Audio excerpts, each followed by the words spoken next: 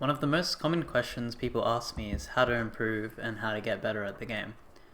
I usually respond with copy and learn from a pro player and see if you can compare their gameplay to your gameplay and make adjustments so that your gameplay is more similar to theirs.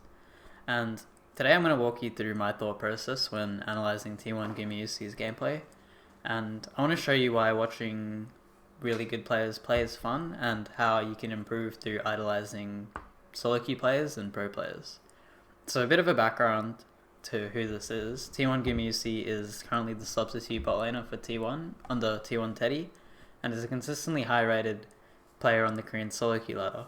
And he's quite often like in the top 25, 30 of Korean SoloQ, and he's usually actually the highest ranked AD on the Korean SoloQ ladder.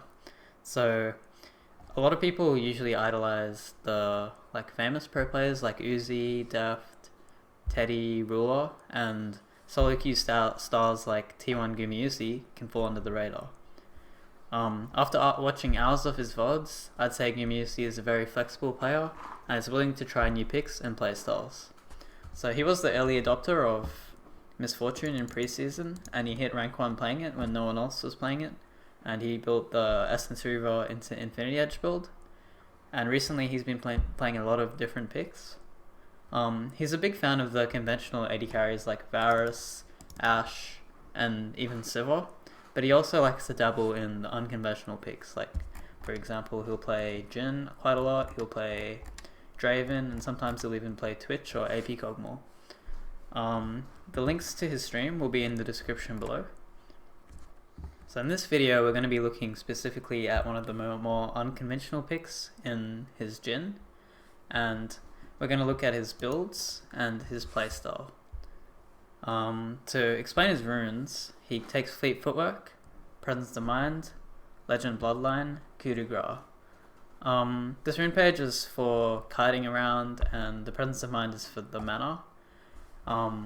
The Bloodline is for the lifesteal because he doesn't have any lifesteal in his build path, and he usually goes Coup de Grace because the enemy team doesn't have any health stacking champions. Because if the enemy team had health stacking champions, he'd probably go Cut Down. Nimbus and Celerity are quite good because they give him movement speed effects, which synergizes well with Jin's strengths as a champion, and he takes double adaptive instead of attack speed because Jhin has a reload mechanic where he doesn't really benefit too much from the attack speed.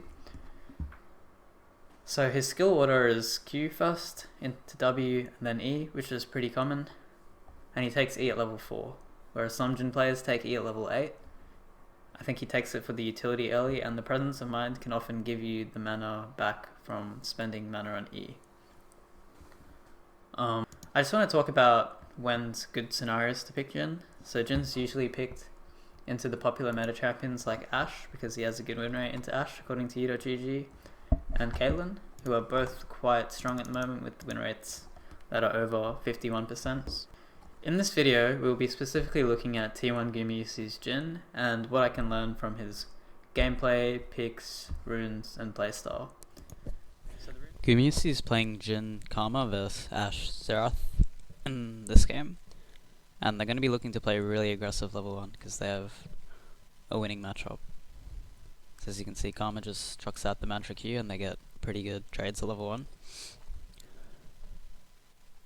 Gumayusi is really good at using his Q to get a lot of bounces of the creeps to get maximum damage on his opponent, so you'll see him chucking a few Qs out here. The thing that makes Jhin a really cool champion is that his whole theme and his style, the style at which he plays, there's really an art to him. Even the way he W's there, he last hits the creep, at the same time he harasses Ashe. Whereas I feel like that really sets apart good Jhin players from the bad ones, the way they use their Q and W to weave in harass and autos in between in between CSing. I think Gumayusi plays this matchup very aggressively, and as you can see here, he gets a double bounce of the creeps onto the Ashe. And then Ashe kind of walks in here and ints it away a little bit. In this matchup, Gumayusi is now sort of thinking about his recall, so what item does he want to recall in this matchup, and the item threshold that he's looking for is 900, so he's looking to get his Boots of Swiftness. Boots of Swiftness are really good versus Ashe because they reduce the slow resistance. They reduce slows, right? So Ashe's passive slows, so as you can see, he recalls at 900 gold. Just perfect gold really to get his Boots of Swiftness and start, you know, dodging skill shots in this lane and just dominating. As he walks back to lane, I think he realizes that the game is pretty won from bot lane if he just continues to play aggressive and Karma keeps up the same playstyle. I think that's what makes him such a fun player to watch, because he's a rookie, he doesn't have anything to lose, he's not playing any comp games, so when he does play, he's very aggressive in the way he trades, like starting from level 1 as well, which makes him fun to watch. He's not a player that gives his opponent anything. Doesn't give them an inch. So this Ashe is already on the back foot, and he has a bit of a move speed advantage, so I think he's going to be using that to influence the trades in the lane. Enemy Ashe just got caught by the Nunu, so she's dead again. Gumayusi is looking to just get his wave in, get all the CS, and maybe start getting a couple tower plates. I think now he's sort of thinking about his next recall. He's the type of player that likes to build in like crit items on Jhin rather than lethality. A lot of Jhin players actually like lethality in high elo. So for him, I think his next recall is probably going to be 1300 for a BF sword. So he's going to be looking to get a couple plates or kills before he gets that. So here you can see he's playing like super aggressive, using his high move speed to dodge a couple of spells and get really good trades on 1v2, even though his Karma's roaming, which is pretty incredible. He's super confident that he can keep the pressure on while his Karma's roaming because he has the item advantage. The move speed in this lane is also really good because it helps him dodge Xerath spells pretty easily. So if he micros his character correctly, it should be really hard for Xerath to ever hit a Q on him. His Karma hasn't come to lane for a while, so he hasn't been able to poke out his opponents. But now that Karma's finally arrived back in lane, they can start playing a lane dominant playstyle.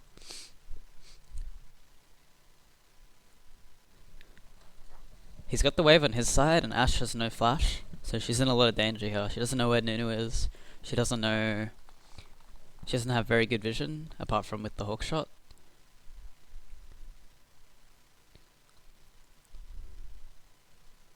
However, the enemy Camille has priority over mid, so he's sort of adapting his gameplay to the pings he's receiving from Jace, because I think Jace's ping that Camille's missing, so he toned down the aggression a little bit while she had a window to move.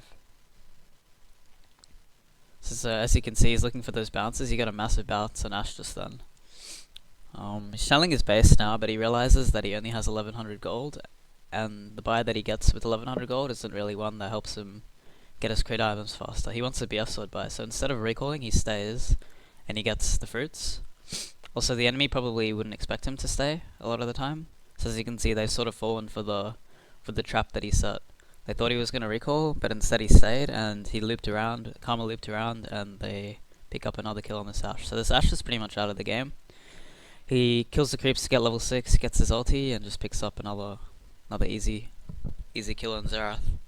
So now he's got his BF sword buy for sure, but since he's killed the enemy bot lane, he wants to start getting a couple plates here.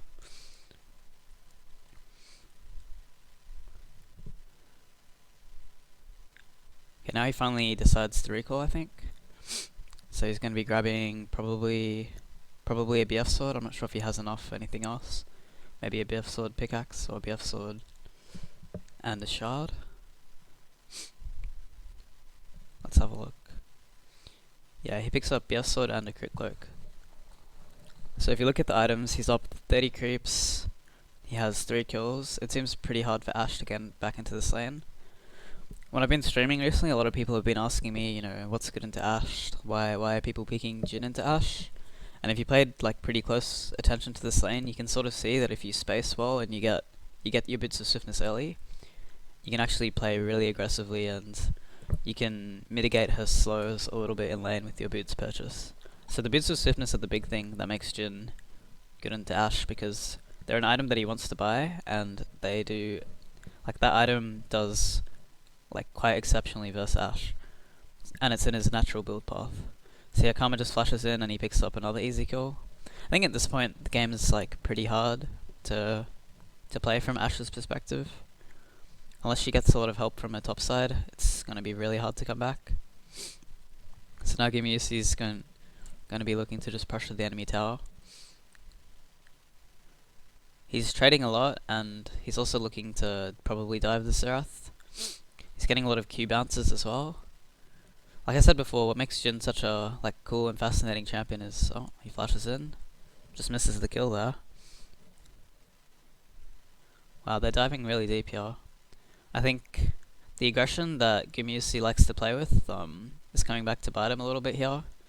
He's using his flash for the Xerath, but then in the end it ends up killing him because the enemy jungler's bot side, he wasn't really factoring in where the enemy jungler is.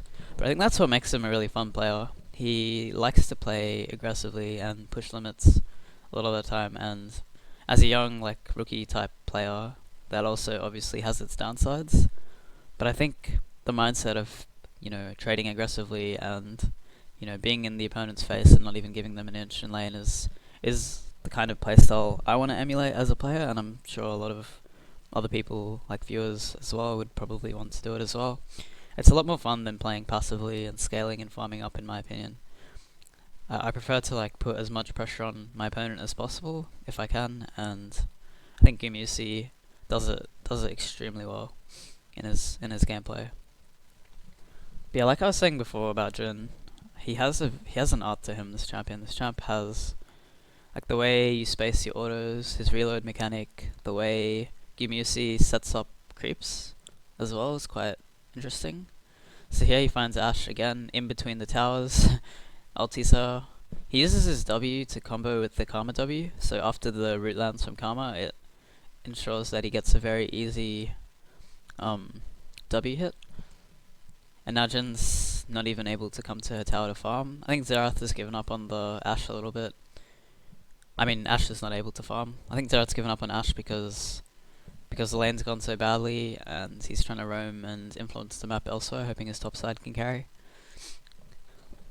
But yeah, what makes Jhin really cool, in my opinion, is like the art that there is to him. He has a very distinct and unique playstyle where his reload mechanic is very unique, and the way he uses like the bounces of creeps to get poken is very unique as well.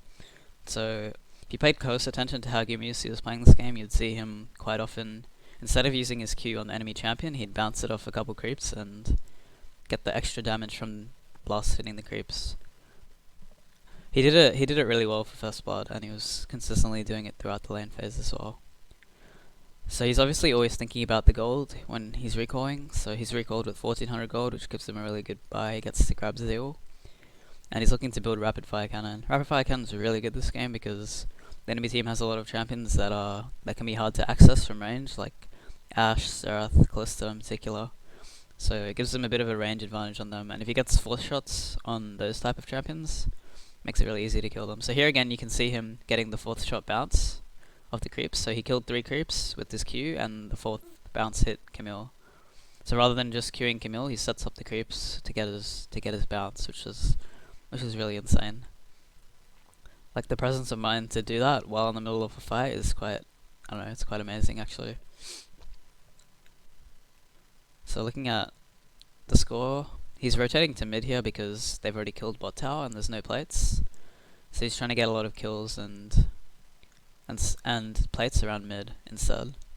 You can also rotate top, but I think Jhin, with their poke comp, like as you can see, he just throws ultimates, he throws Ws, he groups up with his Jace and Karma, and they kind of just ARAM the enemy team down and kill mid tower.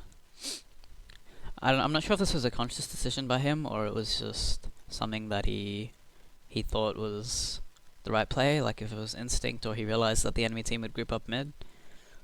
But a lot of people can, like in that situation, might path to top lane and go for top plates. But I think he recognized that a fight would break out at mid, so he went mid, he used his ulti and picked up a lot of kills. And now the game, like from blue side's perspective, looks pretty irredeemable from this point. I don't think there's too much they can do. And I think he's picked up enough kills to get his next item. It looks like his recall's gonna get stopped here. I think the way he's played this game is, like, he's done a lot of things very intelligently, and he's played very aggressively in this matchup. So now he picks up rapid fire cannon. Like, the enemy team's gonna have a lot of trouble to kill him now, as you can notice his flash is coming up, and Jhin with flash, and the enemy team not having much like lockdown apart from Ash Arrow, which he can dodge quite easily with the high move speed that he has, is gonna make it very hard to kill him. So he's gonna be playing these fights very aggressively.